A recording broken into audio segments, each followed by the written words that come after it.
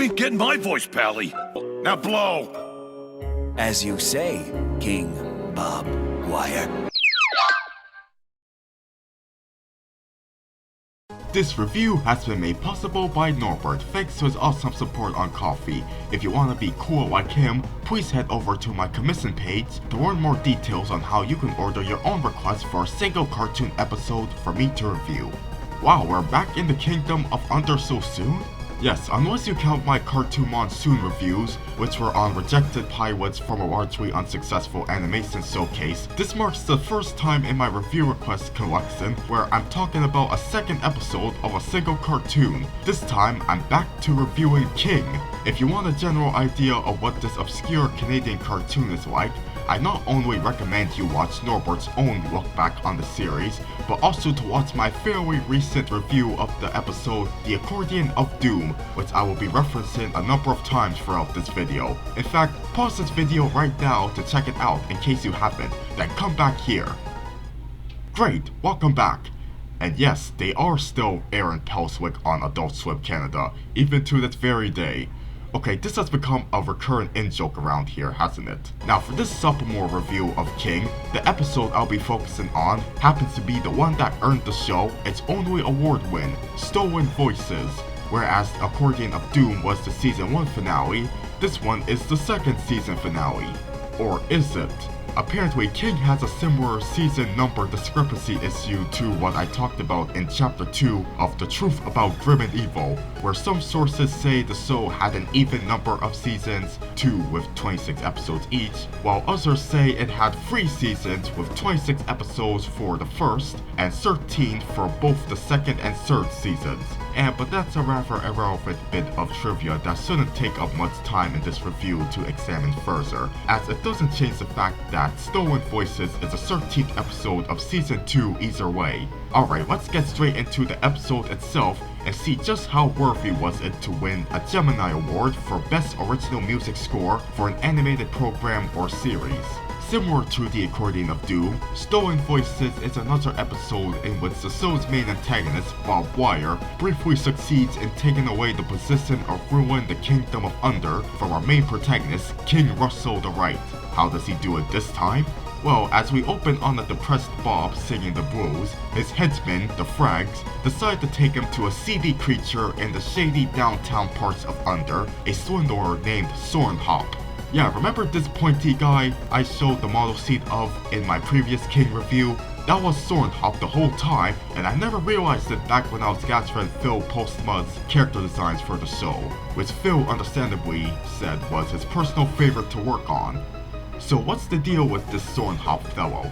He makes a deal with Bob to give him Russell's crown in exchange for his voice. Yeah, I know last time I compared Auntie First to Ursula, but with Sornhop's goal revealed here, I'm starting to think those earlier comparisons feel more superficial. Sornhop is the bigger villain of this story because, as the episode's title implied, he illegally takes possession of the voices of Under's other inhabitants to insert them in his nightclub singing jukebox thingy. And what does this mean for Russell? After Sornhop installs an indestructible vault door on the portal between Under and Up, he gives Russell the tough choice between permanently staying in Under or staying with his family in the real world of Up, never to return to the kingdom again. Like the good boy he is, Russell puts his family first, but with the help of 3,600 walker combinations he got from his sister's computer, he ends up returning to Under much sooner than we'd expect, and on the 15th try too. For the episode's remainder, he and his friends have to help a now silent Bob, see what I did there? Get his voice back after Sornhop stole it during his sweep. So how does Stolen Voices compare to the last King episode I reviewed? Well, first I must clarify that the making of this review doesn't mark my first time watching Stolen Voices, because I actually got to watch it somewhere in between the completion of my Accordion of Doom review and the making of my Wendy and Sid review after Norbert recommended it as an additional episode of King that's worth checking out. And let me say right now, this is just as good as the Accordion of Doom, if not better.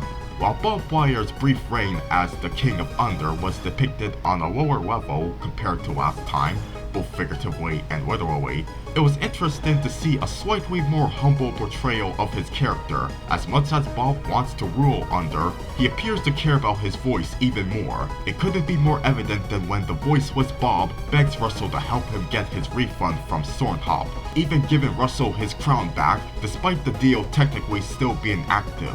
Now, Sornhop himself is a good antagonist who, once again, comes off as a more dangerous threat than the mama's boy known as Bob Wire.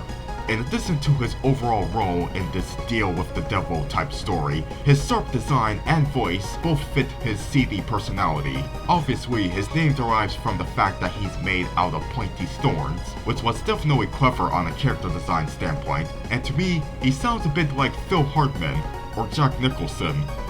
Or Phil Hartman doing a Jack Nicholson impression. But Sornhop's voice is not the focus here, it's Bob's. And I agree with the other characters that he is a good blues singer. In fact, this is the second time I'm reviewing a Canadian animated production since Franklin's Magic Christmas, in which one of the major characters who's heard singing at some point happens to be voiced by an actual musical artist outside of cartoons. Bob Wire's voice actor, Cal Dodd, better known as Wolverine, has been a versatile part of Canadian music for the past 50 years, described by his website as, quote, a master of vocal dexterity.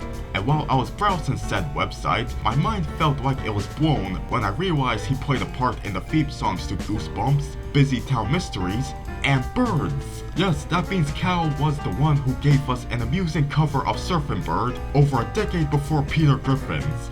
Oh, this is less relevant, but I'm just now realizing that he was also the dad in Weird Years, which is even more obscure than King, and also had character designs by Phil Postuma. It's all about the connections, man. But in all seriousness, the marginalization of Cal Dodd's recognition as a talented musician is something that I can't help but compare to how fellow Canadian voice artist Katie Crown was already an established comedian within 3 years leading up to her iconic role as Izzy, and yet her many contributions to both Canadian and eventually American comedy aren't so recognized by cartoon nerds, not even on TV tropes. Regardless, I'm happy this review gave me the chance to become more acquainted with Cal's music background, of which I had little idea beforehand.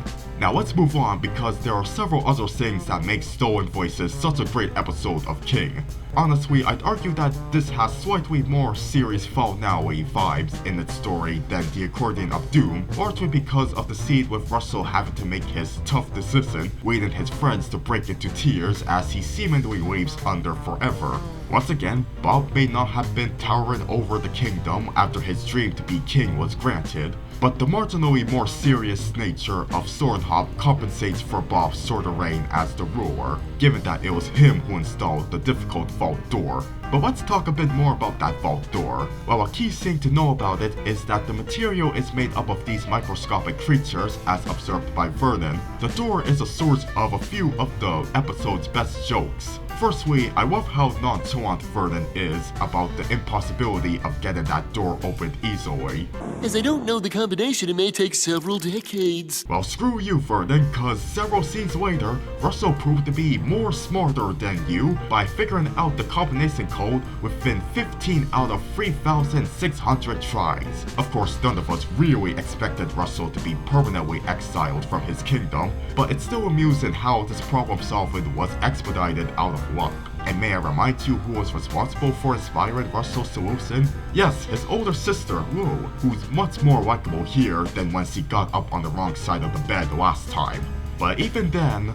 Open any of my files and I'll sell you for medical research! Wait, why does that joke sound familiar? A lonely child is what you're gonna be when I sell you.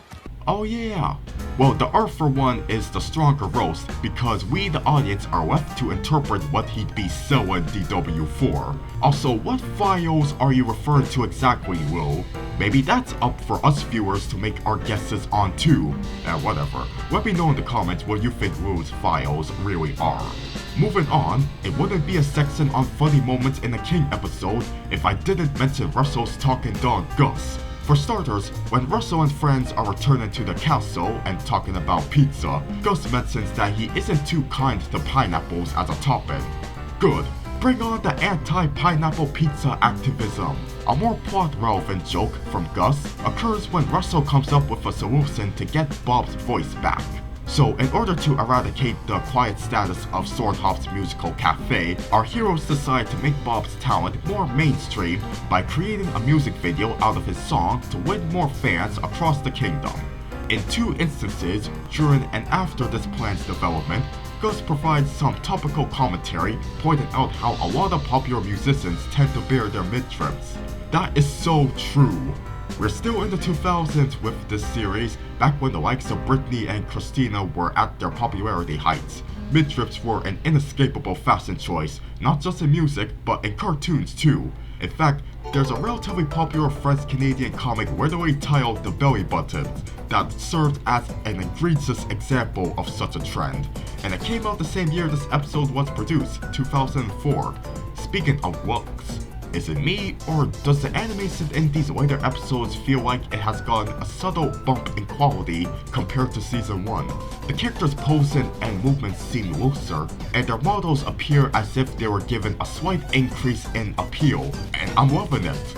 King is already one of the most creatively designed Canadian cartoons, so noticing this subtle improvement helped the viewing experience for Stolen Voices feel just as fun as the Accordion of Doom. And remember, this is around the same time as this episode, which had an unnecessary parade of animation errors. But going back to Swordhop's place, one patron whose design I can't get my eyes off of is this yellow beatnik, who bears such an uncanny resemblance to a certain animated sitcom dad. That's right, Harry Boyle from Wait Till Your Father Gets Home. I'm glad Funbag Animation Studios was able to sneak in such an Easter egg referencing a highly influential cartoon. Oh, and I guess he vaguely resembles this guy too. However, there's no way I'm gonna ignore the more obvious production difference between this episode and the previous one I reviewed. Russell's voice. He's still played by Mark Rendo like before, but since he's a kid actor, he could not avoid puberty. Therefore, you don't even have to pull up a season 1 clip to compare how his voice sounded then versus now, because the show's opening monologue remained the same over here. Here's how it happened. We moved into a new house, and I know this sounds weird, but I found a secret passage under my bed. Good, because we have to get back to Up. Mom's making pizza for dinner. So yeah, he's starting to sound more like Todd from Wayside, and less like seasons 7 to 8 are for Reed. This is not exactly a criticism, just an unavoidable observation. Well, I think I said all of the key things I wanted to bring up for my review of Stolen Voices. Is there anything else? Well, there's this moment with ex-Princess Popula giving Bob Wire some cookies and milk before bed, which is really just an excuse for me to say, well, excuse me, ex-princess, you don't even have a nose. Not at your age, according to your species. Okay, I'm wrapping up now. As I said in my previous review, King is a cartoon that I simultaneously remember and don't remember from my childhood, meaning there aren't a lot of precise episodes I can remember with no hesitation. But based on my recent viewings of both the Accordion of Doom and of course Stolen Voices over here, I can't find any reason why I wouldn't agree that it is a very good hidden gem of Canadian animation.